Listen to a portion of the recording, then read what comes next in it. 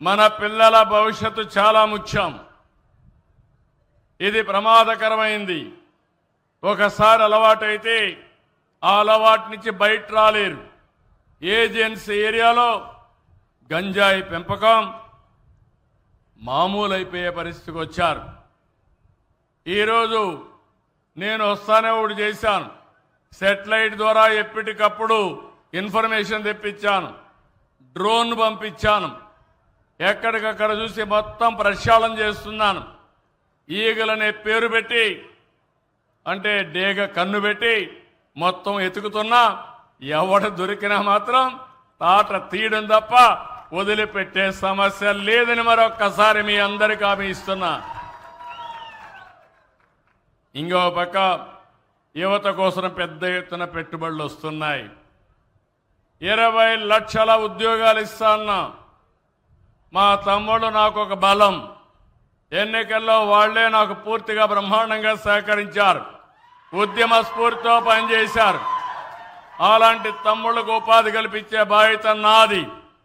అందుకే పెట్టుబడులు వస్తున్నాయి. నిన్న ఢిల్లీలో అడిగారు, మీ రాష్ట్రంలో ఏ విధంగా పెట్టుబడులు పెట్టాలి? చాలా రాష్ట్రాలు పోటీ పడుతున్నాయంటే అందరూ పోటీ పడుతున్నారు. మా రాష్ట్రమే వేరు.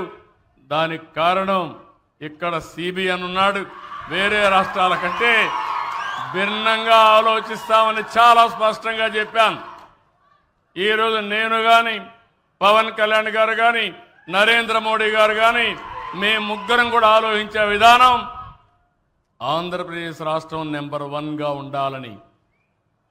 అదే మాదిరిగా ఈరోజు మీరు చూస్తే నవజాత శిశువుల కోసం, చిన్న పిల్లల కోసం 11 వస్తువులతో ఎన్టీఆర్ బేబీ కిట్లు మళ్ళా ప్రవేశపెడుతున్నాం. ఒకప్పుడు దీన్ని పెట్టాం, మళ్ళీ రద్దు చేశారు.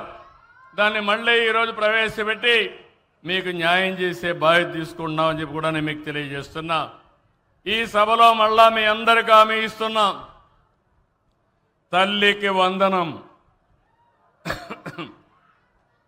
స్కూళ్లు తెరిసే లోపల ఎంతమంది పిల్లలుంటే అంతమంది పిల్లలకు 15,000 ఇచ్చే బాధ్యత మేము తీసుకుంటాం.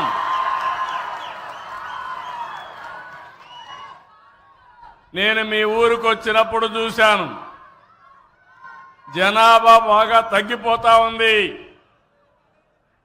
ఈరోజు మీరు చూస్తే మామూలుగా జనాభా నిలకడ ఉండాలంటే ఒక్కొక్క దంపతులు జీవితకాలం 2.1 మందికి సంతానం ఇవ్వాలి. ఈరోజు 1.56కు పడిపోయింది రాష్ట్రం. మీ జిల్లా కూడా 1.5కు వచ్చింది. మీ గ్రామం చూస్తే ఇంకా అడ్వాన్స్డ్గా ఉన్నారు, 1.4కు వచ్చేశారు. ఇప్పుడు మీరందరూ కానీ పిల్లలకు సంతానం ఇవ్వకపోతే ఈ ఊర్లో అందరూ ముసలోళ్లే ఉంటారు. ఒకసారి వాళ్ళు కూడా చనిపోతే అసలు మనుషులే ఉండరు. మళ్ళా చెయ్యేరు ఎక్కడుందంటే రికార్డులో ఎత్తుక్కోవాల్సి వస్తుంది. అందుకే నేను మిమ్మల్ని అందరినీ కోరుతున్నా, మళ్ళీ మనం పాపులేషన్ మేనేజ్మెంట్ చేయాలి. ప్రతి ఒక్కరూ 2 కంటే తక్కువ కాకుండా పిల్లల్ని కనే బాధ్యత మీరు తీసుకోవాల్సిన అవసరం ఉంది. తల్లి, మీరందరూ గుర్తుపెట్టుకోవాలి ఈ విషయం. కొన్ని దేశాలు ఉన్నాయి, ఏజింగ్ ప్రాబ్లం అంటే వృద్ధుల సంఖ్య పెరిగింది, పిల్లల సంఖ్య తగ్గిపోయింది, పనిచేసే వాళ్ళ సంఖ్య తగ్గింది, పెన్షన్లు ఇవ్వాల్సిన వారి సంఖ్య పెరిగిపోయింది.